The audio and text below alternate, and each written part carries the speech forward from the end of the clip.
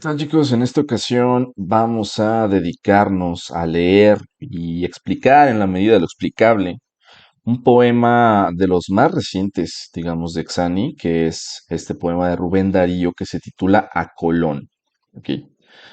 A Colón, que como podemos pensar, se refiere precisamente pues, a Cristóbal Colón, que para algunos es un descubridor, para otros fue un conquistador, para algunos, bueno, en cualquier caso es una figura importante de la historia, pues tanto de Europa como de América, ¿no? Por ser una especie de enlace, digamos, entre ambos mundos, por ser pues la palabra no es descubridor, ciertamente, pero digamos uno de los primeros europeos, o digamos al que se le adjudica el haber llegado primero al continente americano, y pues todos sabemos lo que vino después, ¿no? El posterior contacto con España y el resto de Europa, y en lo que derivó, en la conquista, la colonización y esas cosas. Pero bueno, vamos viendo. Este poema de Rubén Darío es, bueno, vamos viéndolo.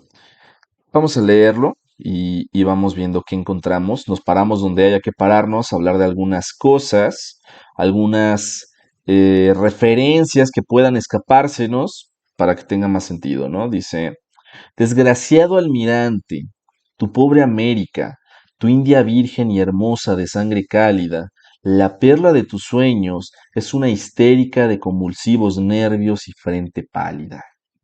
Como podemos ver, lo ve como alguien desgraciado, no desgraciado en un sentido de reclamo, como lo pensaríamos ahora.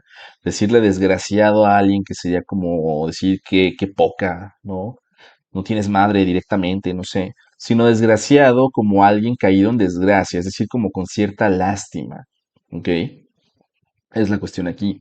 Y le hace ver que el continente americano, dice, es una histérica de convulsivos nervios y frente pálida. Es decir, podemos asumir de algún modo, esto es lo que me da a pensar al menos esta primera estrofa, que lo que está hablando es de cómo América cayó en una situación de desgracia, de abuso, de... se convirtió en algo triste, en algo lastimero, o sea, algo, digamos, digno de causar lástima y perdió cierta belleza, esa belleza de India virgen y hermosa, ¿sí? Después de la llegada y de la muerte, podemos pensar, de Colón, porque obviamente cayó en una situación poco favorable, como habíamos dicho, pues con la situación de la conquista, etcétera. O sea, pobre del continente que encontraste o que descubriste o al que llegaste o que amaste, no sé, porque ahora se encuentra mal, ¿ok? Es lo que está queriendo decir esta primera estrofa. Un desastroso espíritu posee tu tierra, donde la tribu unida blandió sus masas, hoy se enciende entre hermanos perpetua guerra, se hieren y destrozan las mismas razas. Bueno, habla de una guerra entre las mismas personas, nativos, habitantes del continente. Punto. Al ídolo de piedra, los dioses prehispánicos, podemos pensar, reemplaza ahora el ídolo de carne que se entroniza, o sea, los conquistadores, y cada día alumbra la blanca aurora en los campos fraternos, sangre y ceniza.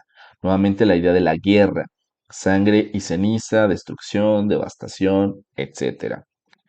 Desdeñando a los reyes nos dimos leyes al son de los cañones y los clarines, y hoy al favor siniestro de negros reyes fraternizan los Judas con los Caínes.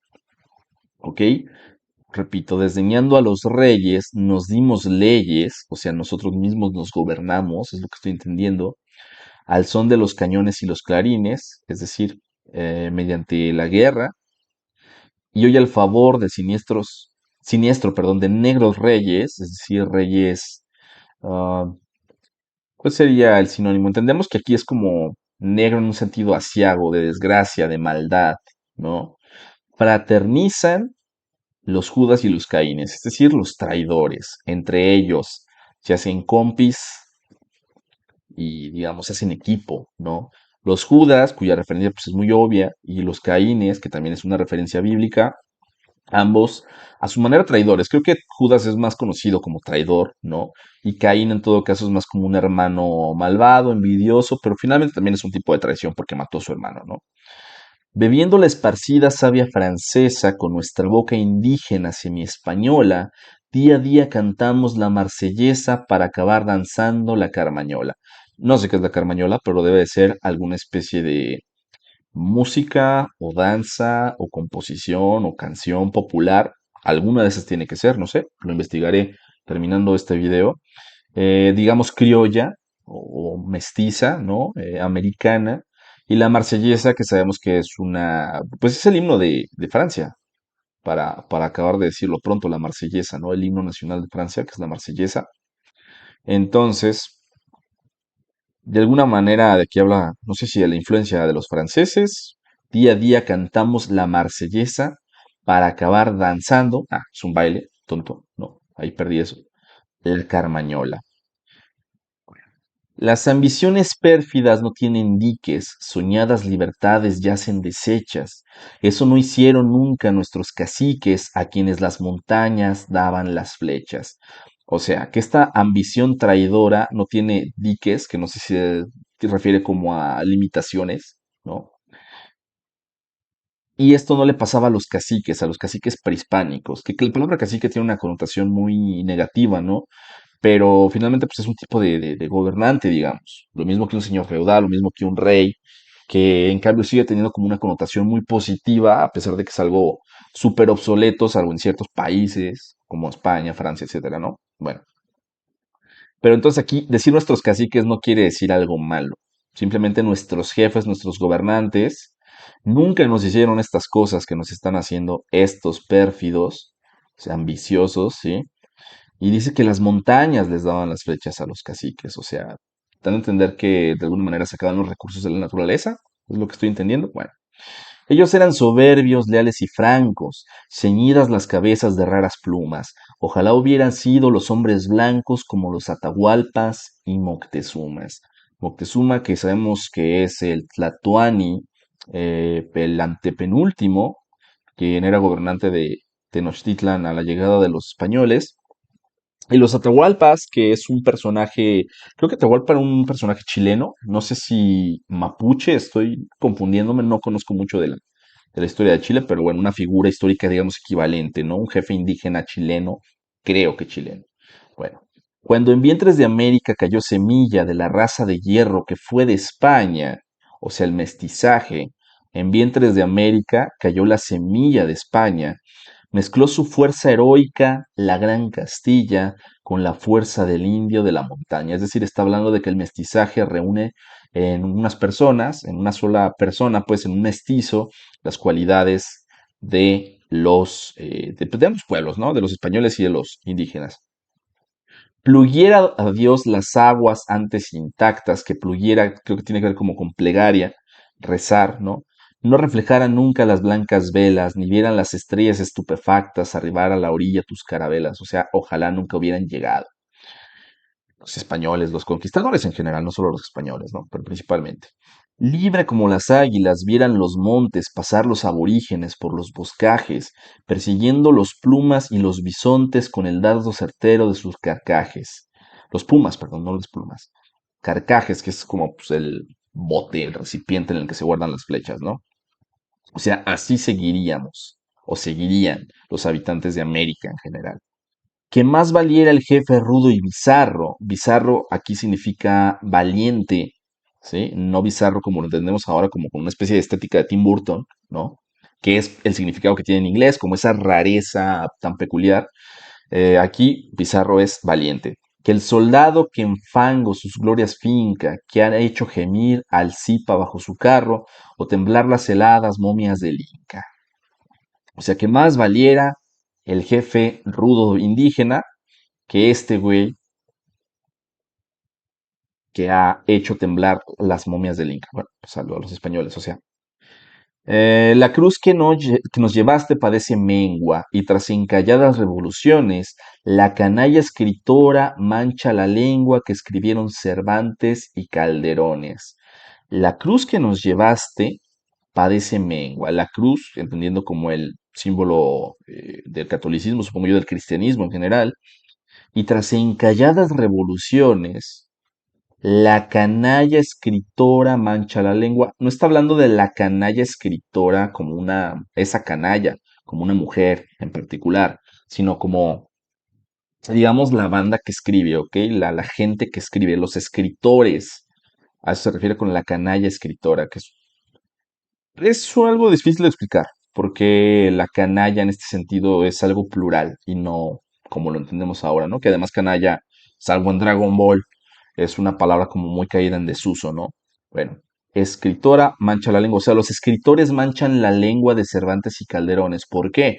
Porque los escritores americanos han puesto palabras suyas de sus lenguas en la lengua castellana, ¿no? O sea, se ha contaminado, entre comillas, la lengua castellana con las lenguas o la lengua que se ha... las lenguas indígenas, pues la influencia de una lengua en otra, eso es lo que quiere decir.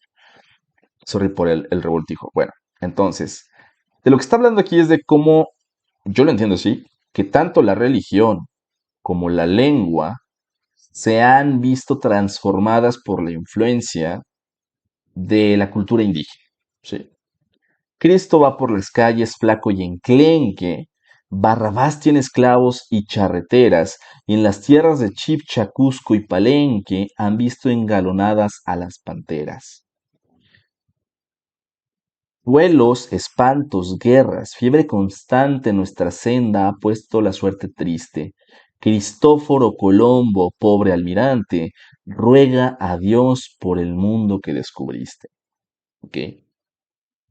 Entonces, bueno. Por un lado, vemos aquí una especie de imagen extraña de esa contaminación o esa influencia de una cultura sobre otra.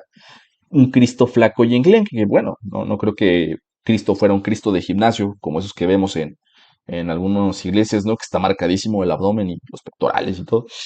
Pero se entiende que es un Cristo de cuerpo indígena, que Barrabás con esclavos, pues Barrabás no debería tener esclavos, es como una visión ahí, digamos, tergiversada. No sé si se refiere a que Barrabás en este caso es eh, el conquistador, o si simplemente se refiere a que hay una mezcla de imágenes ahí de cómo los indígenas perciben a Barrabás, no sé cómo decirlo. Am, pero finalmente está hablando de esto, de la cruza, del sincretismo, que es la palabra correcta, como hay cierta lectura de la parte de comprensión lectora de Exani que habla sobre el sincretismo, que es un texto que habla sobre Cielito Lindo, la canción, pues bueno, es esta cruza de elementos culturales, ¿ok?